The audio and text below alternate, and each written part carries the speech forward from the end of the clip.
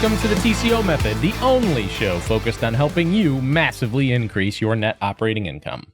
I am Andy McQuaid, and I want to thank you so much for joining me for today's episode. What I want to talk about today, I might get on a little bit of a rant because I'm a little passionate about this, but today we're going to talk about GPOs and why you should be avoiding them like the plague. GPO stands for Group Purchasing Organization, and they come in many forms, but like I've talked about before, when you're looking at whatever, you always have to go back and follow the money. How do they get paid? What's in it for them? Why are they suggesting this particular thing to you? That's true of social media, and it's true of building materials, MRO supplies, office supplies. It's a procurement cop-out. And what I mean is that a lot of them will talk about using their services to streamline your operations and save you time in the office by handling all of your this, that, and the other thing that take up time from your people. Sometimes that's true, but rarely, if you have any type of buying power whatsoever based on volume, rarely does it actually work out in your favor because the math they use is made up math. The numbers don't actually work when you get right into process costing. And GPOs function in 3 or 4 different ways, and there's some out there that don't even say that they're GPOs. Like, they just don't advertise the fact that they're operating in this particular way. Some are more egregious than others, right? We're not going to talk about the ones that have existed for decades that have like hospitals, nursing homes, healthcare, tons of GPOs out there doing that kind of stuff. Lots of stuff selling to the government, et cetera, et cetera. And they do it for a couple of reasons. One is, well, it's the government. They're really bad at pretty much anything they touch, okay? So yes, there is a distinct possibility that GPOs can help government agencies buy things at a better price, a little bit more intelligently, and that there's a benefit to the taxpayer for that. But we're not going to talk about the government side of this. We are going to talk about real estate and the recent push for these GPOs to be out there literally soliciting business for stuff that you should be in charge of controlling, right? In procurement, there's 2 types of spend: strategic spend and non-strategic spend. Procurement in and of itself is the process and the organization inside your organization responsible for every input that comes into your business to make sure your business can run. That means electricity providers, other utility providers, phone providers, subcontracted labor, legal, all of the product purchasing, all of the product selection and specification, all the vendors you deal with, all that stuff should be in procurement. Now, I say it all the time, people's eyes glaze over. 90% of real estate operators don't actually have a mature procurement function. So they find ways to simplify it so it's just a cost center, number one, instead of a value driver. It gets things done, but it doesn't necessarily add value. And number two, they don't want to spend the time or the money it takes to really wrap their heads around it because they're in business to operate real estate. They're not necessarily good at buying stuff, right? A lot of it comes down to these 3-bid RFP, RFQ, which is request for price, request for quote, or whatever processes.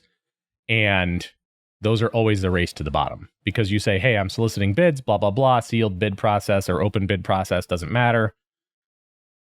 You're going out and you're soliciting a list of products that you've chosen and you're giving it to your different suppliers and they're going to send you what they think is the lowest cost product, and they'll value engineer stuff, meaning that they'll look at what your spec is, if there is one, and they'll just give you the cheapest thing that gets the job done, because if it fails in a year, it's not their problem.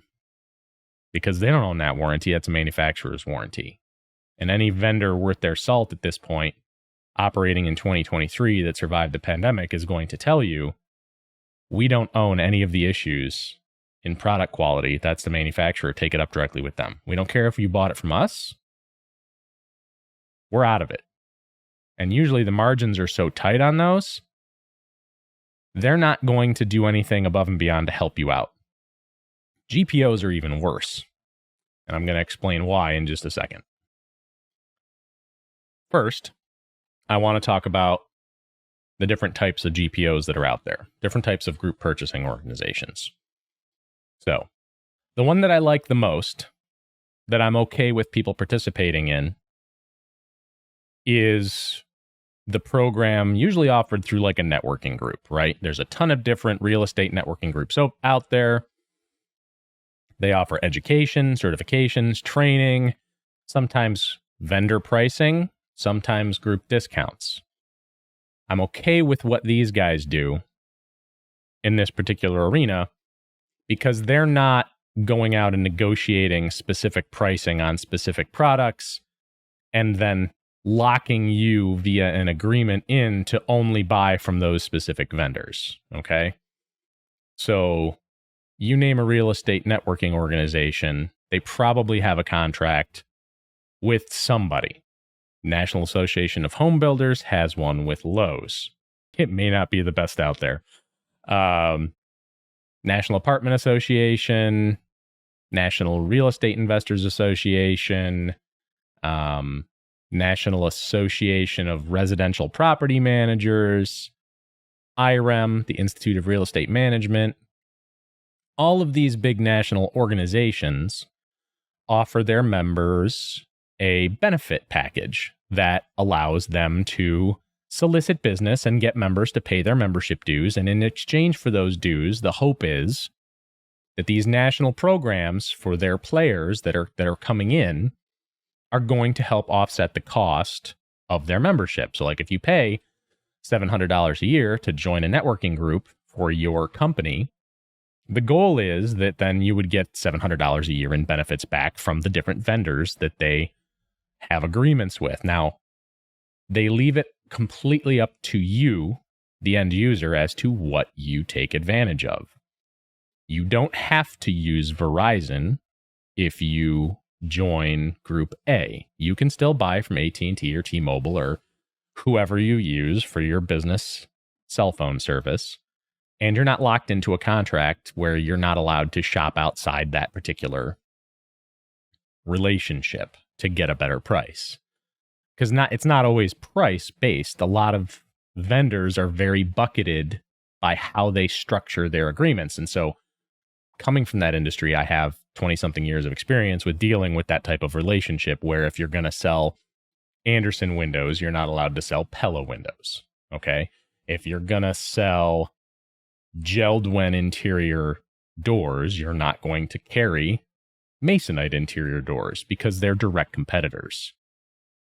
But that means that you're being locked out of some products by nature that could be a better fit for your business, for your risk profile, for whatever. And when you're getting in bed with some of these GPOs, they lock you into a specific set of brands or a specific set of products that they've pre-negotiated agreements with.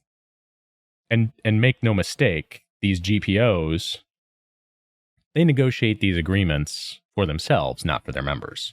So the networking groups are a little different. They're not dictating to you what you can buy or what you can't. They're just saying, if you want to take advantage of these programs, it can help offset the cost of your membership. And it could be something like a 2% rebate for the members. Sometimes there's a kickback from that vendor that goes back to the networking group that helps to offset their costs. A lot of these networking groups are nonprofits, so it's actually kind of cool. You join a group, you get a rebate from the vendor, you get to negotiate your own pricing and your own contracts and service terms with that vendor based on your needs. You don't have to buy everything from them. You can still go outside that relationship and shop for other things and buy what you need, not necessarily what they carry, based on your business needs. And then you get to see sometimes, some disclose, some don't, but sometimes they'll tell you, hey, because of your X number of dollars, we want to thank you. We know you got a 2% or a 3% or 5% or 8% or 10% rebate from them, whatever you're set up for. But we want to thank you because you got us a 5% rebate based on what you spent there. And these big corporations, these big retailers, distributors, service providers, whatever it is, they pool that into their marketing budget because it's considered an expense for the business to incentivize people to shop there. So, like good example, if you go to Home Depot and you're a member of the National Apartment Association, or you're a member of National RIA, or you're a member of NARPM, Residential Property Managers, you can get a 2% rebate on what you spend. And sometimes there's like discounted stuff on the front side. Sometimes there's not. It depends on the program, but you're going to get 2% back. Now, the parent organization, the national organization, typically a nonprofit, they're going to get like either 2% or 3% or 5% for bringing you to Home Depot. Now, they're not taking anything from you because you still have the ability to go and negotiate directly with that vendor to lock in a price that suits you based on your buying power and your volume. Okay, so we're taking the networking groups out and we're shoving them off to the side because they're the one example of collaborative purchasing that can work in your favor, where you're not really losing anything because of participating in this program. Now we're going to talk about the different GPOs that are out there that are true GPOs. So there's a few forms that they take. A lot of them have been pushing in to try and get into real estate, whether it's institutional stuff, whether it's industrial, trying to do MRO supplies, or even like parts and pieces for day-to-day operations, for actually producing product, right? Actual manufacturing, or whether they're trying to just get you to purchase everything through their portals. Okay, so there's 2 or 3 systems. I'm going to talk about Yardies first, right? And similar systems to Yardi. So any of your ERPs, any of your enterprise resource planning, that's an ERP, okay? And they take a lot of forms. In real estate, most of them have multiple integrations with different companies and different services. So like Yardi has a bunch of their own built-in stuff. They have the Yardi Marketplace, they have Voyager, they have the ability to create like websites and tenant portals and all this cool stuff so that it automates a lot of stuff in the back end. Absolutely think you should be doing those and taking advantage of whatever system you use, because those systems take manual processes out and automate them. You have to make sure if you're using them that they're set up properly at the beginning with your business vision and strategy taken into account. Because the problem you're going to run into with any of those is garbage in, garbage out, just like anything else. Poor planning leads to poor implementation, and you don't take full advantage and you end up leaving money on the table because of it. The marketplace portals help in a lot of ways to control certain things inside your organization, especially as you scale and you get bigger and you get more properties and more locations and more cities and MSAs and zip codes under your belt. Having a system that creates visibility to what's being used, what's being spent, and with who is great. Some of them even go as far as consolidating all of the invoicing, reconciling pricing. There's just a ton of stuff. You can do contract management through them. It's bonkers, the amount of systems that are there. But the more complicated they get, the less effective they become, because complexity is the enemy of execution. That is a Tony Robbins quote that I shamelessly steal on a regular basis because it is absolutely true. So some of the important stuff you need to understand about how that marketplace or similar systems works is, number one, they go to whatever suppliers are in that marketplace to build an integrated portal back and forth between their system that the end users see. So when you're operating a property, you go to the Yardi marketplace, you see all the stuff. And then they also negotiate how they get paid. So you're paying Yardi a fee to use their software. It's not just licensing, it's usually a monthly thing, depending on the number of doors that you're covering and the different systems that you've got flipped on inside their program. At this point, it's almost a universe, honestly. There's so many different modules that you can turn on. It's probably the most complicated and in-depth system out there, but it is a pain to get set up for that reason. The marketplace, the people who run that, will do two things. One is, if you're not paying directly, they will issue you a credit card or a charge account, usually a net something account, to that vendor. You will order product on their portal. Their people or their internal systems will take that order and send it to the vendor. Now, what's happening here is you do not actually have credit with that vendor. You have credit with Yardi. Yardi has credit with that vendor. You pay Yardi what Yardi tells you in the portal needs to be paid for those products. Meanwhile, they've negotiated a deal with the vendor for product discounts based on category or fixed pricing based on product, and rebates and other incentives, including better terms, so that they can take the pocket money between what you pay and what they pay, and they stick it in their pocket to cover their operating and overhead. But you're already paying them to operate the system, right? You're paying for their software to use it every single month based on the number of doors and all those other systems that you plug in. So your Yardi bill is generally very expensive if you've got any type of advanced implementation and you have a lot of doors. The real measurement comes down to what's your ROI for using the system. And in a lot of cases, there's an immediate ROI because you're creating transparency and generating all this cool information, and it's useful data for the C-level people in the office, et cetera, et cetera. The problem that I see with it is that they don't tell you how much money they're taking and what kind of benefits they're taking. So like if you have a net 30 with Yardi for vendor X, they're probably in a net 60 or net 90. So they're taking your money and they're floating it.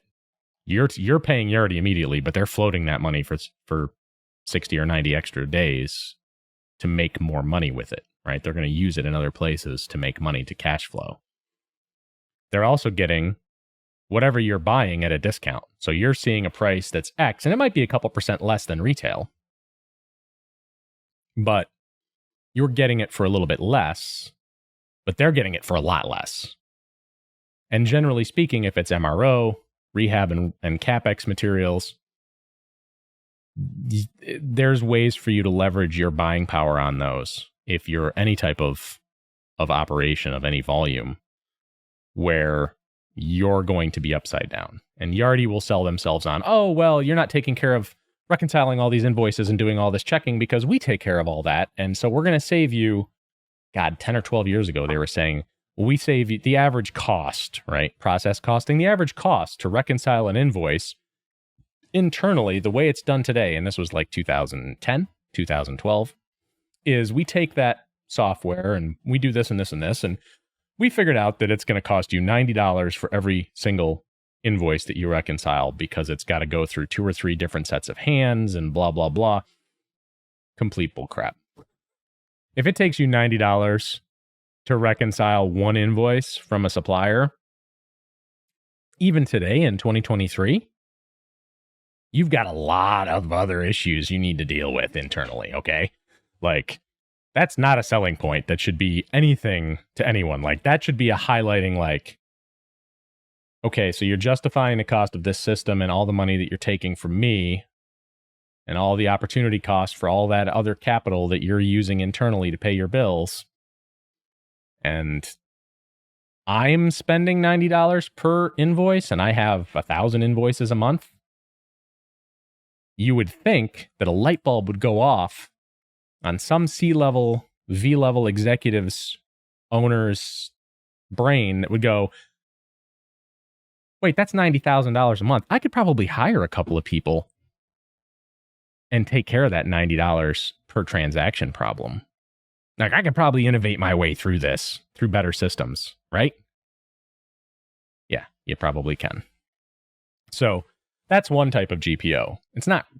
Doesn't really have the same systems as a GPO does, as a group purchasing organization does, but it acts as one because they're middlemaning the cash, they're placing the orders. The other downsides are you really don't have any buying power because you're not the one paying the bill. Like, you think you're paying the bill because you're paying Yardi for it, but Yardi's paying the bill because they're taking your money and they're paying for that product. So Yardi has the buying power. And they're saying, well, you're getting savings and you're getting all this stuff because we're leveraging all your spend along with all these other companies that use our systems. And even though we might be getting a little kickback from, vendor X, Y, and Z, we have to integrate their software. We have to make sure this is operating. We're taking your order and giving it to them.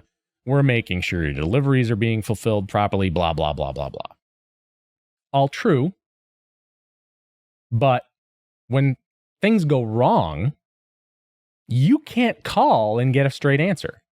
You can't call that vendor and say, hey, where's my stuff? Because they're going to go in their system and go, I don't have any orders here for you. What's your address?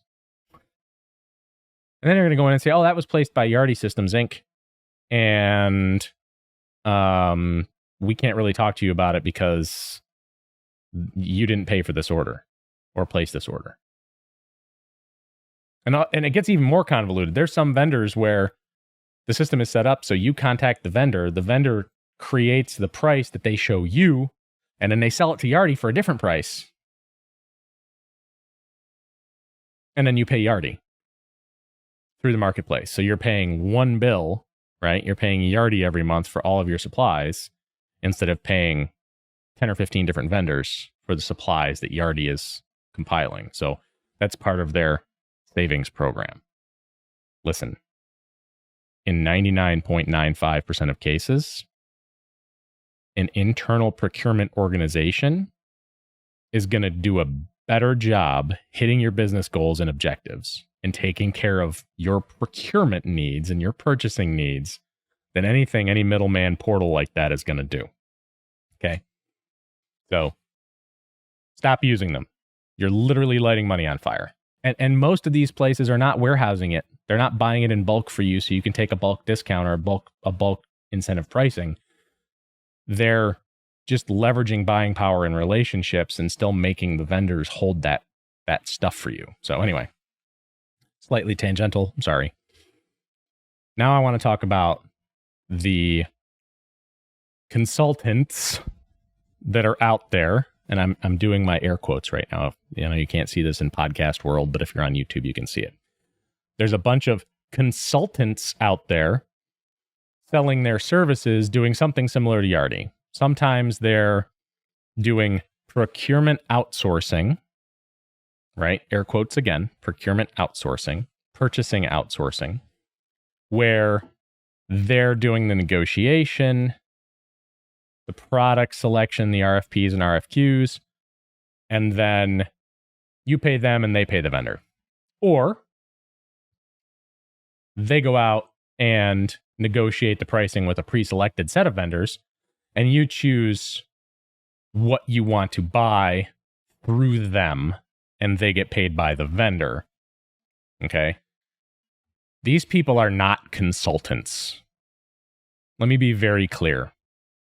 If they're selling products from specific vendors, if they're maintaining a set of recommended preferred vendors that their customers buy from, they're not consultants anymore.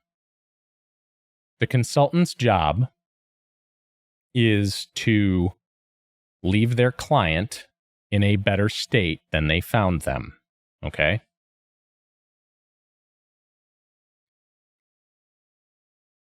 They can't do that ethically if they have these preferred vendors that they have a paid relationship with. If that vendor provides that consultant with any type of discount, rebate, kickback, incentive, that's a ethical dilemma for a consultant. A consultant's job is to be paid by their customer and only their customer.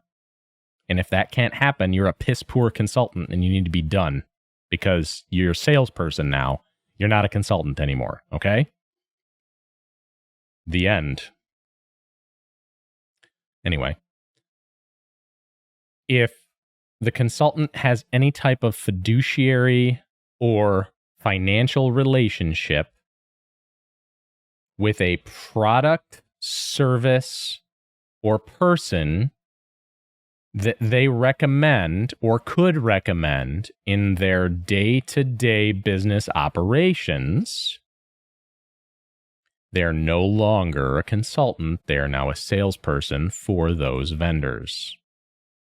And there are consultants out there who call themselves consultants but are really salespeople who will take money from both parties. They will be hired by their customer, their client, to provide service XYZ, and then they only offer them the services and products that are in their portfolio of recommended products and services that they've pre-negotiated because they pay well. That's a huge issue. So, ethically, morally, that stuff needs to be disclosed at the beginning of a relationship between the consultant, quote unquote, still air quotes on YouTube, and the client. 95% of the time, they're not. There's no disclosure there to, oh, hey, if you buy this product that we've recommended you buy, we're going to get paid on it. That's a big problem. You should be good enough at your job, Mr. Consultant, Mrs. Consultant, Miss Consultant, whatever, potato, whatever you want to call yourself. You should be good enough at your job and be able to justify what your clients are spending on your services to a point where you don't need to take money to recommend products and services to them. If you're working with clients who don't want to pay you what you're worth or what the value is that you bring to the relationship, you're probably not good at what you do. Okay? I said it. So, the way I work it inside my business is I get hired by a client to help them with their procurement outsourcing. Okay? That's what a lot of these people say that they're doing. I will negotiate with vendors. I will set up their pricing. I will help them build specifications that are resilient, sustainable, efficient, that meet their business needs. I will work with their vendors to develop some transparency and help them innovate with the client so that the client gets the best of both worlds. But I'm also not locking myself into specific vendors. Every single market in real estate is different. Every MSA is different in its own ways, has its own sets of issues. A lot of them are similar, a lot of them overlap, but there's no two that are really identical. Just like there's no two operations or businesses or whatever that are identical in every way. The business doesn't change, the challenges in the business don't change, but the specific fixes for them do. Okay, there's too many moving parts based on everything, and we've talked about it before, and I'm not going to go down the weeds and get lost on this particular topic. But the needs for customer A are not going to be the same as the needs for customer B. So I work inside their own supply chains they have now, and then if I see a lack, or I know that there's a product that's available in that market that can address a problem they don't have a solution for, I'll say, hey, why don't we go to these guys, have a conversation, and see if there's a fit here to get product or service XYZ into your properties to fix this and this and this. And this is where I see this stuff being fixed. I am not a cheap date. My average customer blows like $35,000 a year to $50,000 a year with me. Okay. So I'm providing that neutral perspective that doesn't involve getting kickbacks or being paid by a vendor to do something. I am looking out for my customer's best interest. I'm not a fiduciary in their business because I don't have skin in that game. All I can do is guide and help them find solutions and develop strategies and systems to support those. A lot of these consultants take it upon themselves and stop being consultants and become salespeople for these vendors that they get paid by. That is a massive conflict of interest. That's like one attorney at the table for opposing parties in a lawsuit. They're both paying the same attorney. That attorney is going to be incapable of being neutral. It's not feasible. And it's the same thing when you're dealing with consultants who do it. So there's a consultant out there who's recommending products, recommending services, whether you're paying them and they're buying the product as a pass-through, or whether they're recommending vendors to you and getting a kickback from those vendors. That's a problem. There should be no money changing hands between the consultant or the consultant's company and the vendors that they're using to secure your business in your best interest. Enough about that. All right. So that's a different type of GPO, in my opinion, that's pitching themselves as being a consultancy. It's not. Consultants have to be objective and neutral. All right, moving on. Purchasing groups are another form of GPO that's not really a GPO. So a purchasing group generally is like when a bunch of different companies or a bunch of different people get together to buy something in bulk. And they all order what they want so they can hit that tier to get the buying power or the volume of units to justify a lower price. So a purchasing group will like be 6 or 7 different property managers, or inside an organization, 6 or 7 different properties inside one that have a project coming up that they know they're going to need. Like smoke detectors is a great example. Low-hanging fruit. Lots of margin on the shelf in these stores and through these supply houses. You can buy them in bulk and get significant like 20, 25, 30% discounts with the right people, but you need to buy a lot. So if you need a couple thousand smoke detectors, you can pool resources between multiple different entities, whether they're properties or whether they're different property managers. Order them from a supplier all at once. Everybody pools their money, orders them all from a supplier. Product arrives at the supplier, and either everybody goes in and picks their own up individually and takes them to use them, or they're stored in a centralized location and people sign them out as they come to pick them up. Doesn't matter on that side so much logistically, but that's a purchasing group. Those are okay in the right circumstances, but they're better served for one-offs like that, or for smaller providers that don't have the purchasing power to do stuff on their own. Similar to the rebate programs with the networking organizations, they're generally ways for newbies and smaller businesses to get purchasing power they wouldn't normally have access to without doing something like that. They're okay. They don't really pose a lot of risk because there's usually nobody getting paid to operate that. Like maybe the person who's putting it together might charge a small fee to do the organizational side, but typically it's like a group effort, and so there's nobody making money off of that. So it's not even a formal, there's no LLCs, there's no formal legal structure. It's just a one-off thing. Okay.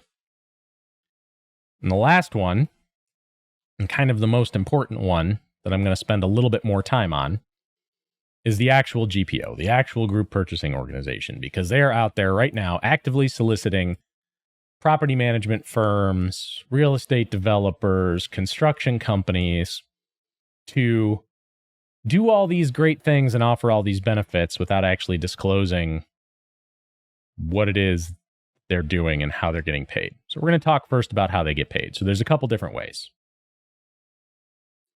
One is they get paid a membership fee. Now you'll see both models, but the first one is the membership fee. You pay them a certain amount per year to be a member, and they promise you fixed pricing or discounts or rebates or all of the above on product from vendors X, Y, and Z that they work with, right? Sometimes they will do RFPs and RFQs for you where they'll go to market, they'll get the best, lowest price, they'll handle the value engineering, they'll handle the specifications, vendor negotiations, contracting, all that stuff. Others have contracts already in place with specific vendors that you just glom onto because they've got fixed pricing on all these particular items or a flat discount on all these particular items. And maybe there's a rebate, maybe there's not, but they have all this stuff already pre-negotiated and figured out. And maybe they charge a membership fee, maybe they don't. Almost all of them charge a management fee or whatever, but they get paid based on the amount of money you spend. It's usually a percentage based with accelerators and kickers in the contract that incentivize them to push business to specific vendors based on how much money they make.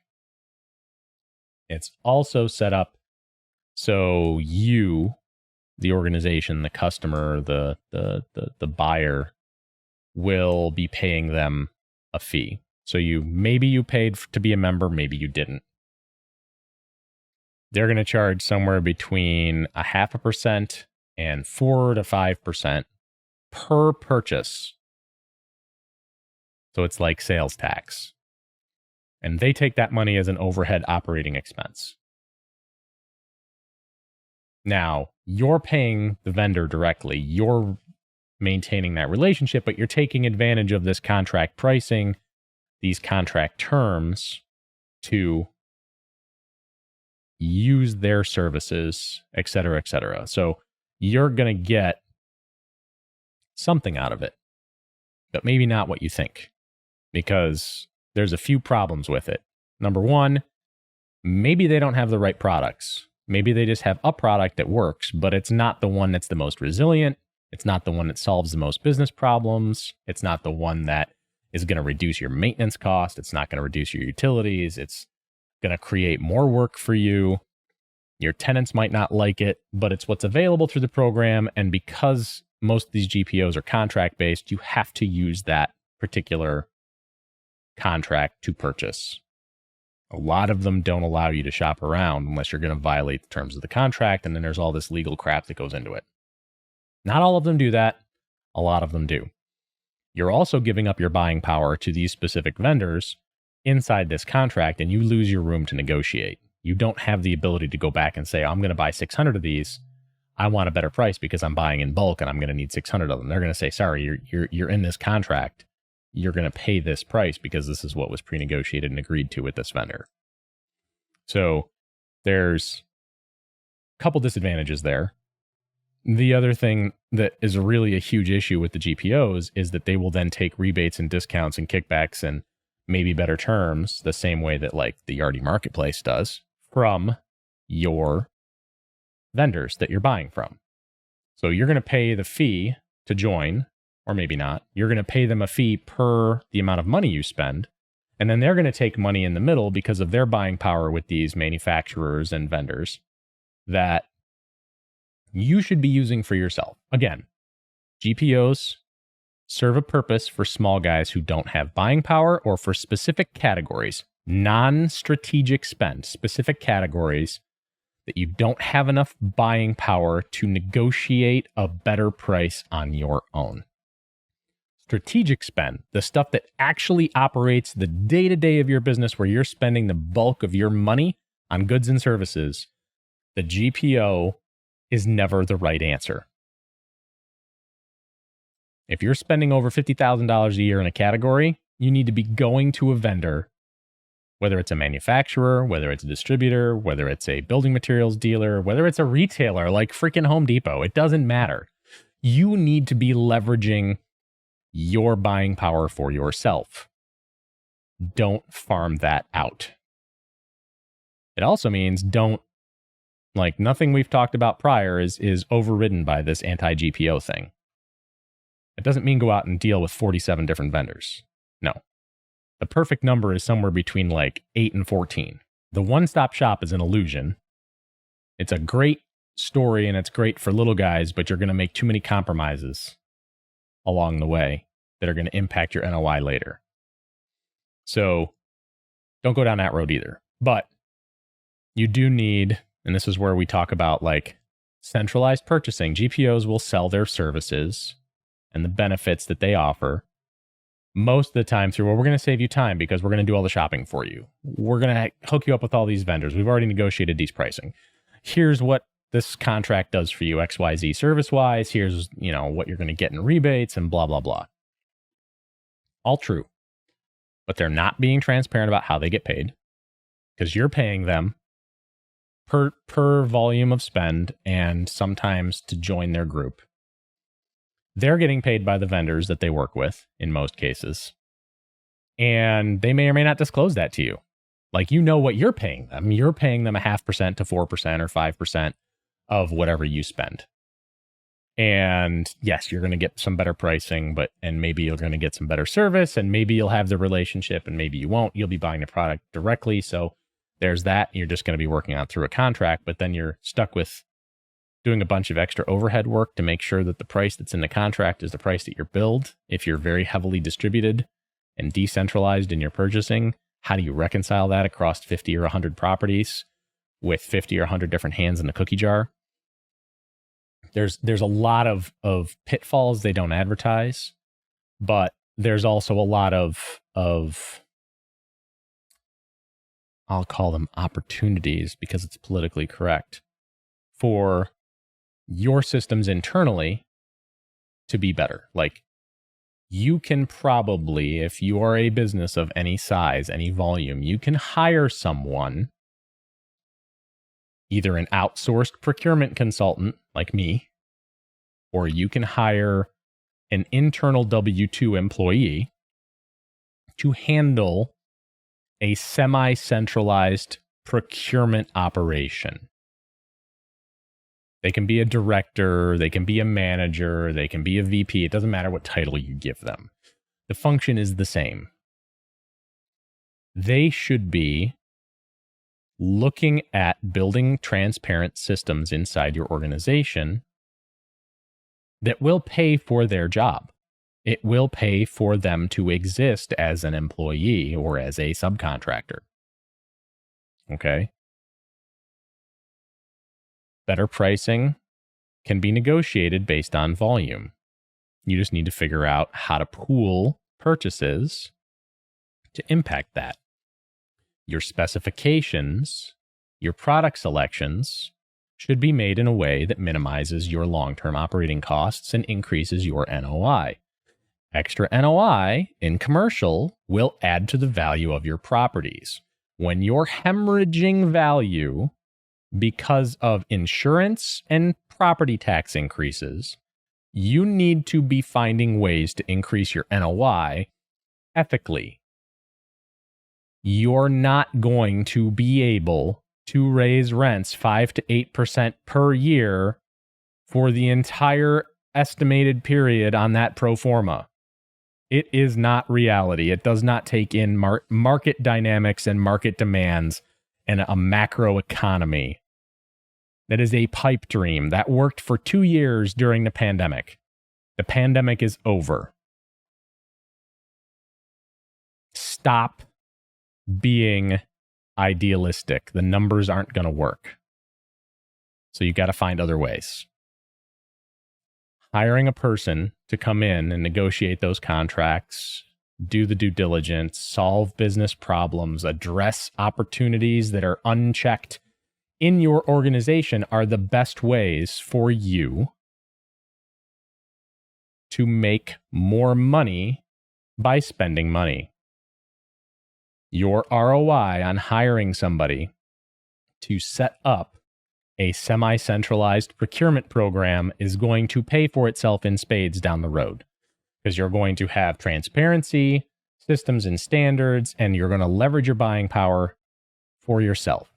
GPOs leverage their buying power so that they can make more money, especially the ones that are out there that are publicly traded right now, or that are looking to do a VC funding, seed round. Those people, those businesses, if they're getting paid a percentage of what you spend, and that's how they're making their money, they're free. Let's say there's no association fee. All they're doing is billing you that 0.5 to 5% of your spend. Where's the incentive for them to really accurately, honestly, and transparently negotiate the best price for the products that are in that contract, that are on their authorized vendor, authorized product lists?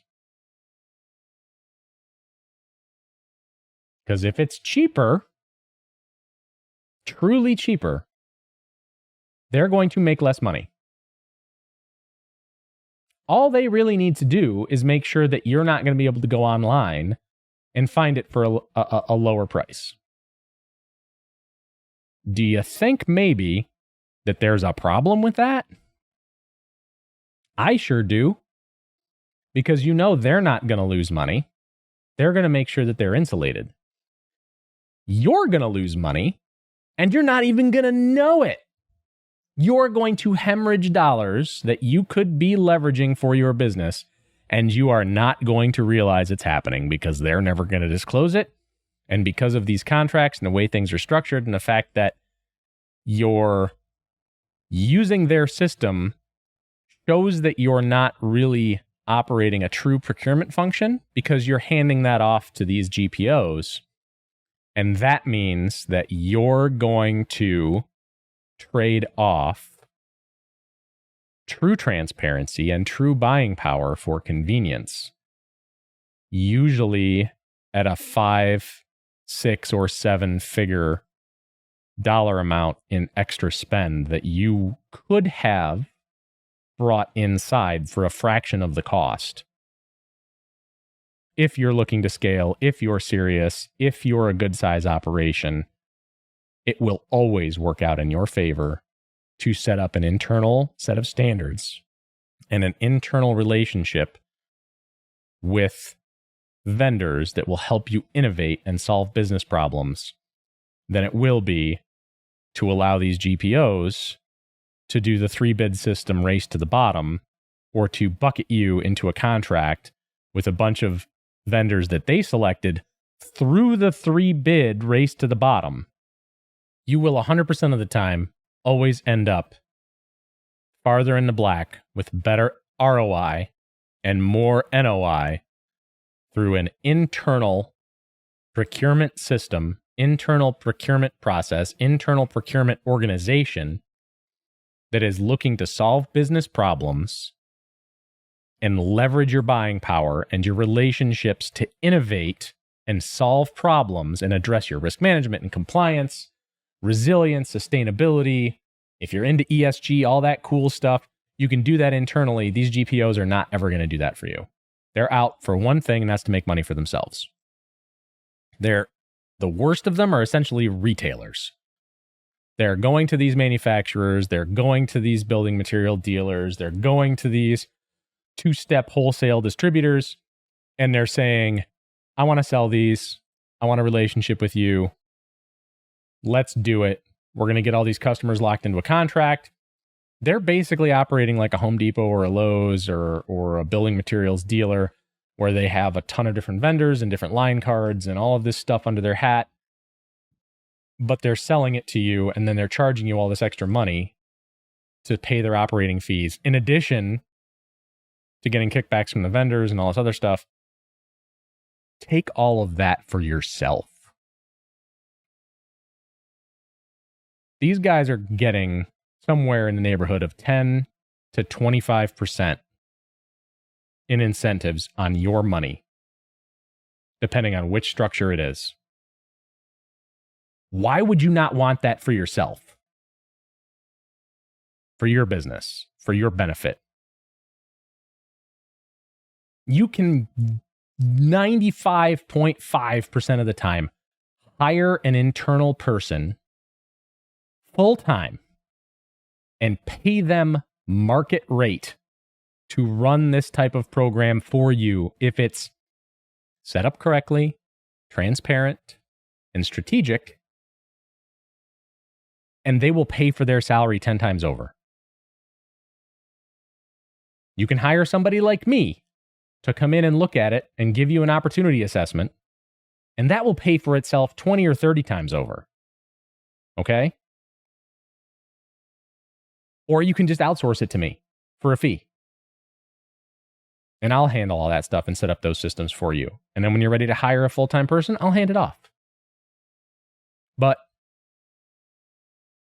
the fact that these companies exist mean that there's people out there who are absorbing what they're saying and believing it, who don't know any better because they're being spoon-fed information without actually taking any time to do the analysis and do the research and find out if it's true or not. If you don't know how your vendors make money, if you don't know how your GPO suppliers of any kind make money, if they're not directly selling the product, and you don't know how they get paid, that should be your first clue that something is weird. Okay? It's like going into a deal with a GP on a syndication and not knowing that they get paid at acquisition and that they don't care what that property actually makes for money over time or how successful the investment is, because they already got their money and they're on to the next thing. Like, this is all really important stuff for your business, and you really need to get a handle on it. And you don't have to do it yourself. Bring people into your team who can help you. I have gone way over on this episode.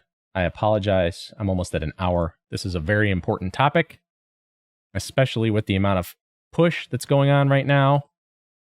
So I am going to wrap this up. We're not going to do a second episode on it. I'm done talking about GPOs for now. I want to thank you for listening and putting up with me. I hope you have a great rest of your day. Please, if you're on YouTube, hit that bell and subscribe. If you're listening on Apple, on Spotify, on Stitcher, whatever, please subscribe. If you're on Spotify or Apple iTunes, please leave me a review. 4 or 5 stars would be great, but be honest. Leave me a comment. If you're on Spotify, you can comment on the episode. Click that button. Put the number of stars on the episode. Leave me a comment. If you have any questions, concerns, issues, shoot me an email, podcast@tcomethod.com. Have a great rest of your day.